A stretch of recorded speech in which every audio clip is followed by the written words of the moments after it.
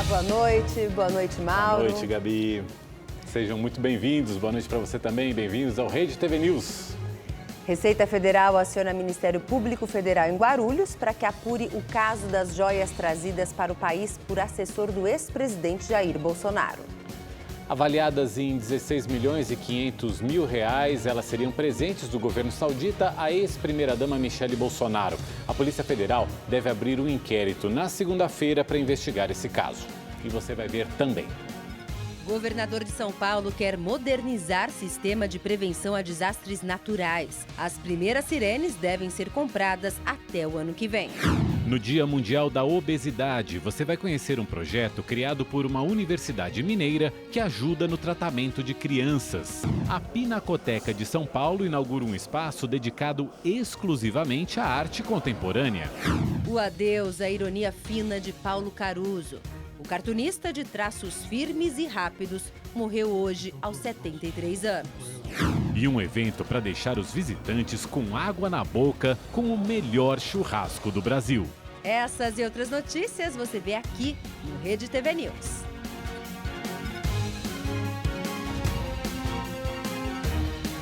A Receita Federal acionou o Ministério Público para apurar o caso das joias trazidas ao Brasil ilegalmente por representantes do governo do ex-presidente Jair Bolsonaro. A gente vai a Brasília, onde o repórter Anderson Arcoverde tem ao vivo as informações para a gente. Boa noite, Anderson. Boa noite, Mauro. Boa noite, Gabriela, e a todos que nos acompanham. Olha, Mauro, esses bens, essas joias, quase foram incluídas no leilão de bens apreendidos pela Receita Federal. A inclusão só foi suspensa porque a Receita decidiu tratar esses bens como provas de possíveis crimes praticados. Agora à noite, a Receita Federal divulgou uma nota em que afirmou que qualquer brasileiro, ao entrar no país, está sujeito às normas aduaneiras, independentemente do cargo que ocupe. A Receita já encaminhou as informações e também imagens das joias ao Ministério Público. Esse foi o segundo pedido de investigação.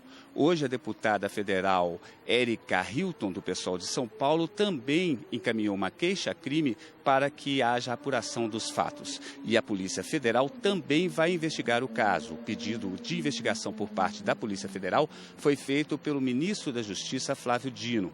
Essas joias seriam um presente do governo da Arábia Saudita à ex-primeira-dama Michele Bolsonaro, que nega qualquer envolvimento com o caso. Sobre isso, nós preparamos uma reportagem. Vamos acompanhar. Segundo o ministro da Justiça, os fatos podem configurar os crimes de descaminho, peculato e lavagem de dinheiro.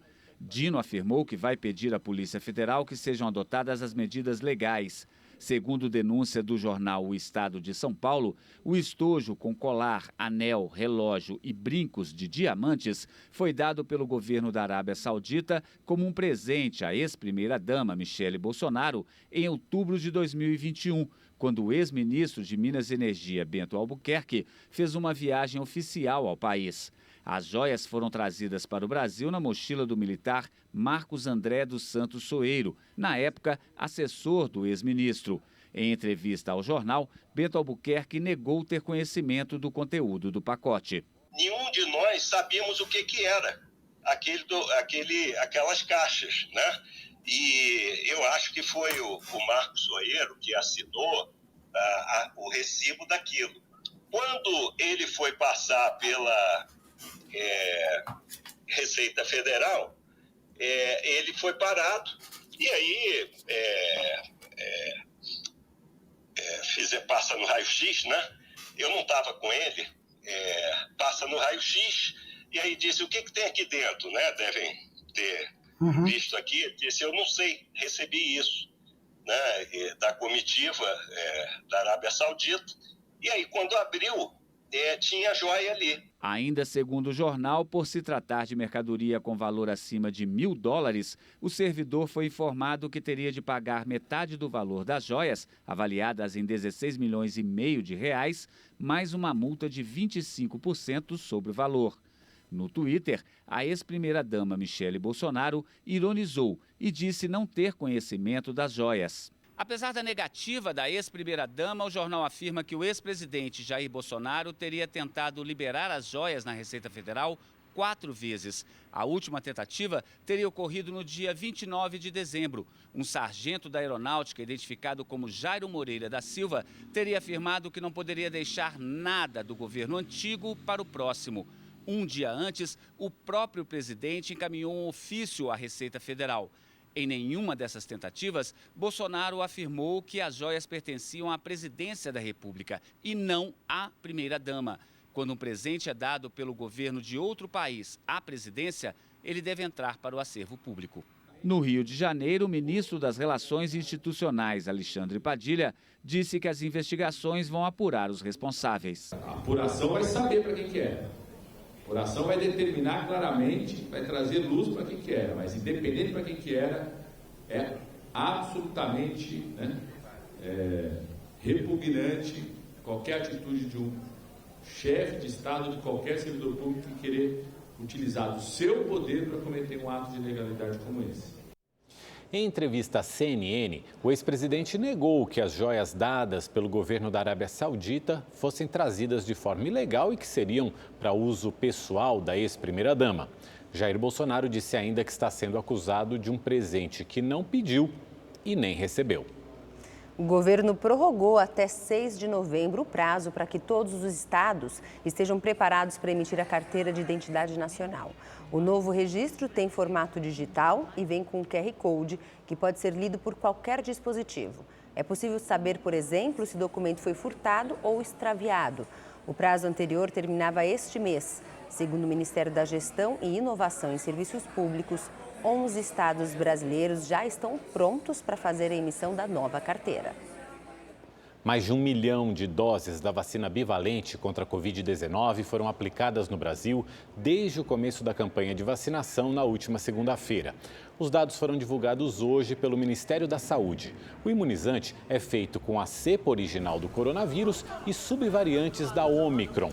Nesta primeira fase, a expectativa é de imunizar 52 milhões de pessoas do grupo prioritário. Serão vacinadas pessoas com mais de 70 anos e pessoas acima de 12, com sistema imunológico vulnerável, além da população indígena. E depois de 3 dias reunidos no Rio de Janeiro, governadores do Sul e Sudeste apresentaram propostas para a integração das duas regiões. Os estados concentram a maior parte do PIB brasileiro. No último dia do evento, o ministro de Relações Institucionais, Alexandre Padilha, e o ministro do Tribunal de Contas da União, Antônio Anastasia, participaram de um debate sobre o Pacto Federativo. Eles defenderam um novo modelo, com mais cooperação entre os estados. Estou absolutamente convencido que o presidente Lula, e junto com os governadores e governadoras de todos os partidos, junto com as entidades municipalistas, junto com o Conselho da Federação que nós estamos criando, pode impulsionar um novo ciclo de fortalecimento da Federação Brasileira. Depois, os 7 governadores das regiões Sul e Sudeste acompanharam a leitura da Carta do Rio, um documento com as propostas debatidas no encontro. Os governos estaduais se comprometem em promover um acordo de cooperação entre os Estados-membros como primeiro passo para construir a institucionalidade necessária do consórcio Sul-Sudeste. As propostas discutidas nesses 3 dias de evento se concentram em questões como as dívidas dos estados, saneamento, pacto federativo e a reforma tributária. Sobre este último tema, os governadores já decidiram pela criação de uma Câmara Técnica de Trabalho para acompanhar as discussões e estudar os impactos da reforma sobre os estados. Então, cada proposta nova que vier, além de nós sermos orientados estadualmente, ou seja, individualmente, cada um terá a sua orientação, essa Câmara Técnica também fará uma análise regional do que cada proposta impacta para a região e não para os nossos estados individualmente. A carta também pede que decisões do governo federal não interfiram nas contas das unidades da federação.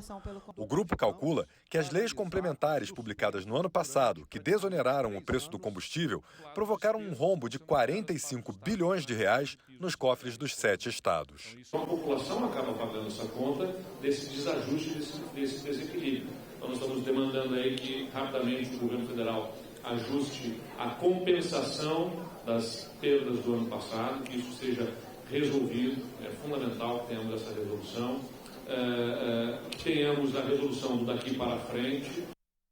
No litoral norte de São Paulo, o governo do estado terminou durante a madrugada a transferência de todos os desabrigados que estavam instalados em escolas. Eles foram transferidos agora para hotéis e pousadas da região. E a gente vai ao vivo falar com o repórter Giovanni César, que está lá em São Sebastião, e conta pra gente durante quanto tempo essas pessoas vão ficar nessas pousadas e nesses hotéis aí da região. Boa noite, Giovanni. Boa noite, Mauro. Olha, essas pessoas devem permanecer nessas pousadas e hotéis por aproximadamente 30 dias. O governo desocupou hoje 10 escolas que estavam recebendo desabrigados, pessoas que perderam suas casas durante o temporal e a chuva forte do feriado prolongado do Carnaval. Aproximadamente 1.000 pessoas estavam nesses locais e estão sendo transferidas, ainda tem gente sendo transferida para hotéis e pousadas aqui de Juqueí, onde nós estamos, Saí e Boiçucanga. A iniciativa possibilita o retorno às aulas, marcado para a próxima segunda-feira. Bom, a previsão é que as obras para as casas definitivas iniciem imediatamente e o prazo de entrega é de 180 dias. Então, o trâmite vai ser mais ou menos o seguinte: elas saem das escolas, vão para as pousadas e hotéis, ficam por 30 dias, de lá elas vão para uma moradia provisória, chamadas casas de passagens. Nessas casas elas ficam até irem para as moradias definitivas. Até o momento, 65 óbitos foram confirmados, sendo que 57 corpos já foram reconhecidos. São 21 homens adultos, 17 mulheres e 19 crianças. Sobre o tempo, bom, o tempo hoje, nesse momento está bom aqui, um pouco nublado apenas, choveu do início até o meio da tarde, mas há um alerta emitido pela Defesa Civil de possibilidade de chuvas fortes, pancadas de chuvas, incluindo nas áreas de risco, que deixa o pessoal aqui um pouco apreensivo. O volume deve ficar em torno de 67 milímetros. De São Paulo, ou melhor, de São Sebastião, Giovanni César para o Rede TV News. Obrigada, Giovanni. Bom trabalho aí para você. E olha, durante a visita ao Rio de Janeiro, o governador de São Paulo, Tarcísio de Freitas, conheceu o Sistema Carioca de Prevenção a Desastres provocados pelas chuvas. Ele disse que até o próximo verão, o estado também terá as primeiras sirenes de alerta sobre os riscos trazidos por temporais. Uma cidade que realmente se preparou para esses eventos climáticos adversos e a gente tem que importar algumas dessas boas medidas lá para São Paulo. Nós vamos trazer para cá o nosso pessoal de defesa civil para fazer esse intercâmbio, para aprender sobre o sistema de sirene, sobre alguns protocolos que ele já tem aqui no Rio de Janeiro. Para mim está sendo uma visita muito proveitosa, acho que o Rio se estruturou muito bem ao longo desses últimos anos e aquilo que é bom vamos importar porque a gente ganha tempo. A polícia prendeu na zona leste de São Paulo uma das principais lideranças do primeiro comando da capital, o PCC. Suliane Arantes, conhecida como Electra, é apontada como a responsável pelo cadastro dos integrantes da facção criminosa. A Polícia Civil do Distrito Federal chegou a prendê-la em 2018. Electra é acusada de posse ilegal de arma e associação à organização criminosa. Hoje é o Dia Mundial da Obesidade. Olha, segundo o levantamento publicado pela Federação Mundial da Obesidade em 2022, cerca de 30% dos brasileiros adultos e quase 16% das crianças e adolescentes deverão apresentar algum grau da doença em 2030. E um projeto da Universidade Federal de Minas Gerais busca mudar esse cenário e ajudar pais e filhos no tratamento da obesidade infantil.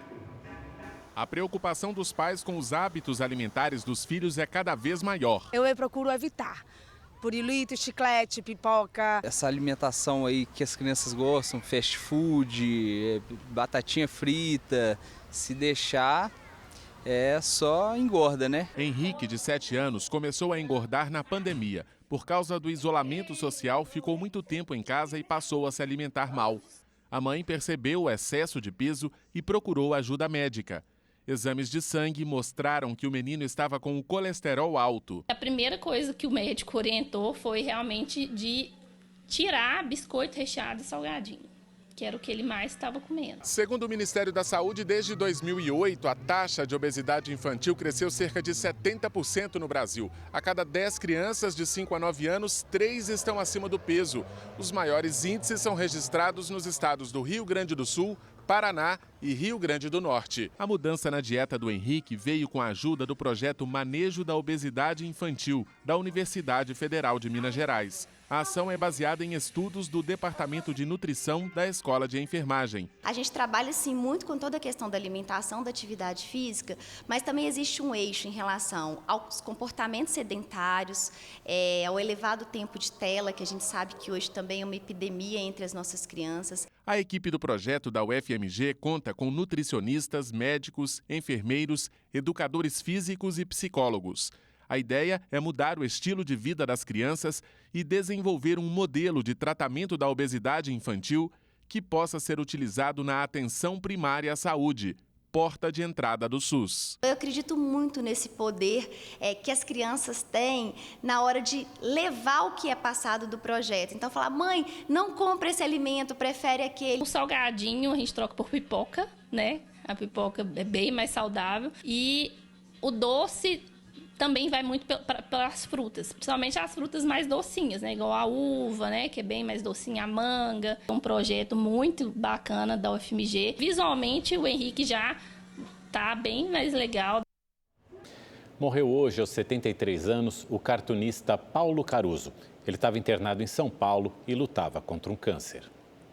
Criatividade e agilidade. Era com ele mesmo.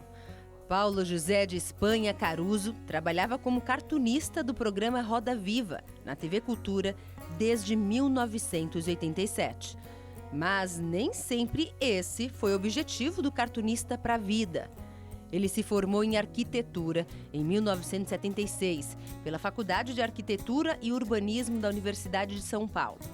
Porém, Caruso preferiu deixar os traços retos e milimetricamente calculados da profissão para trás e se jogar na caricatura. Ainda no final dos anos 60, ele começou como chargista no jornal Diário Popular. E nos anos 70, passou a publicar charges pelo jornal O Pasquim, conhecido por tirar a gravata do jornalismo brasileiro durante o período da ditadura militar. Com muita sátira, o objetivo do jornal era ser a pedra no sapato dos políticos e poderosos. Retratou a história do Brasil e do mundo, sempre com muita ironia. Ele também colaborou para diversos jornais e revistas. E não foram só as caricaturas que Paulo Caruso deixou como legado. Ele também levou as críticas para o ramo musical, através da banda Muda Brasil Tancredo Jazz Band, composta por desenhistas e músicos. Muda Brasil Tancredo Jazz Band. O irmão gêmeo dele, Chico Caruso, também o acompanhou no mundo da caricatura e da música. Um complementava o outro. Vou dizer uma coisa para vocês. Nós não somos clones, não. Porém, cada um com suas individualidades. Desde pequenos, né, a gente começou a desenhar e ele sempre foi um homem de grandes cenários, grandes batalhas, muita gente, muito índio, muito cowboy. Eu sempre fui de duas figuras, bandido e mocinho, sempre fui mais sintético. Caruso também foi um grande cronista.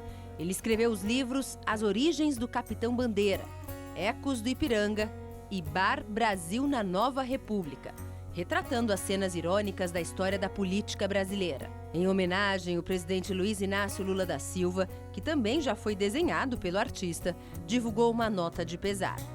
Ele afirma que Paulo Caruso faz parte da memória nacional e contribuiu na luta pela democracia e o direito à liberdade de expressão do Brasil. E se solidarizou com a família. A ministra do Planejamento e Orçamento, Simone Tebet, também usou as redes sociais para prestar uma homenagem. Ela afirmou: com pinceladas rápidas, Caruso retratava com inteligência ímpar, ironia e humor os acontecimentos do Brasil há mais de 4 décadas. A indignação, alegria ou tristeza registrada agora entram para a história. O velório de Paulo Caruso vai ocorrer amanhã, a partir das 11 da manhã, no Funeral Home, na capital paulista. E foi inaugurado hoje um novo espaço cultural aqui em São Paulo, o Museu da Pinacoteca Contemporânea. 2 exposições marcam a abertura desse ponto turístico e histórico da capital paulista. Cíntia resolveu trazer a família para conhecer o novo espaço. Ela ficou encantada com o que viu. Eu acho que é importante a gente frequentar lugares tão especiais assim como a Pinacoteca.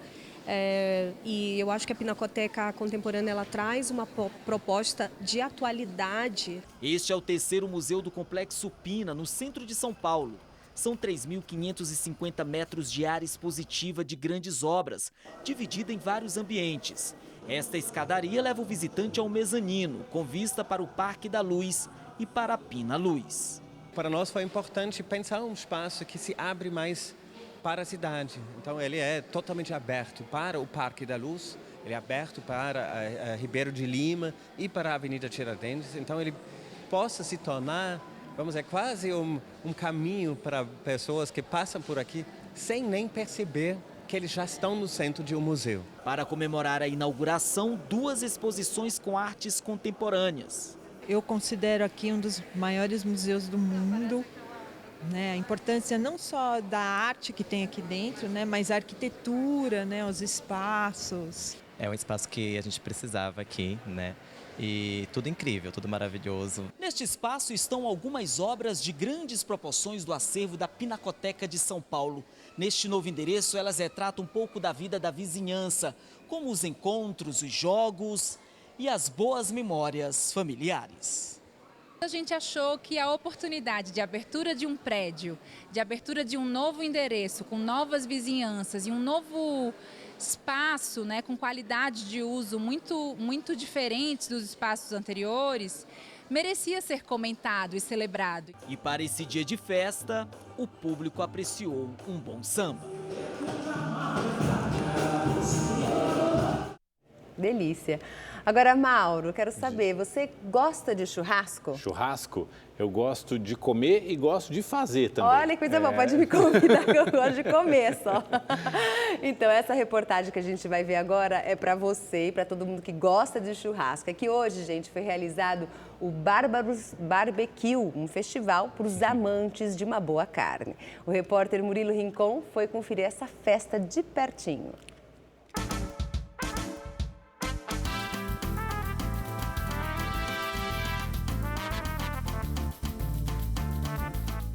Esse é um prato que cai bem em todas as ocasiões, seja para confraternizar com os amigos, para comemorar um aniversário.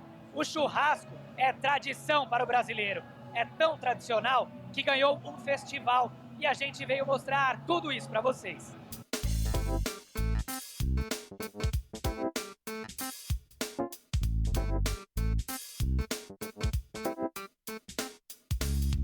O festival é incrível, gente do Brasil inteiro, gente de fora do Brasil vem prestigiar. E a gente está aqui com uma estação chamada de Mad Max, fazendo 28 tipos de proteínas diferentes, 28 tipos de acompanhamentos diferentes e curtindo muito essa festa. A 9ª edição do festival é completa. Reúne mais de 35 estações com diferentes preparos de carnes e acompanhamentos. Tudo feito com muito capricho, por quem entende de verdade do assunto. Já faz churrasco em casa para a família, já dá um trabalho danado, né? Imagina fazer churrasco para 2, 3 mil pessoas, 4 mil pessoas aqui, né? Então é esse suador danado, mas é muito gostoso, porque quem gosta de servir. E tá todo mundo aqui querendo compartilhar, tirar foto, saber como é que é, experimentar. Então é um momento muito de confraternização, né? Acho que o churrasco é muito mais do que comer somente. O churrasco é encontrar as pessoas, amigos, passar bons momentos. O festival nasceu em 2016, na cidade de Americana, no interior de São Paulo. E de lá pra cá, vem colecionando apreciadores e amantes de um bom churrasco. É muito bem organizado, comida de primeira, bebida também super gelada, excelente. Vim do Rio de Janeiro pra cá pra curtir, muito bom. O brasileiro ama churrasco, a gente tá adorando, cada pedacinho, cada instante tá muito legal. Além da gastronomia, o festival oferece atrações musicais de vários estilos e conta ainda com um espaço para a criançada. O Espaço Kids foi fundamental para a gente vir. Se tivesse que vir e ficar pegando pela mão, pegando no colo e carregando, a gente fica preocupado, né? Porque a gente quer aproveitar com as crianças. E aqui a gente pode deixar eles brincar, gastar a energia deles e tem o nosso momento para comer, para aproveitar. depois um momento que a família inteira consegue aproveitar junto. O Bárbaro sempre foi assim, um evento feito para a família, para você vir curtir o dia inteiro, com sua esposa, com seu marido, com seu filho, com seu pai, com seus tios, é um negócio que a gente faz para a família. Quem veio pela primeira vez garante que será presença confirmada nas próximas edições. No próximo eu tô aqui já, pô. Esse era para realizar o sonho, o próximo é para continuar realizando. Se você não pôde ir, tem mais 2 edições programadas para este ano, viu? Churrasco que é bom, não vai faltar.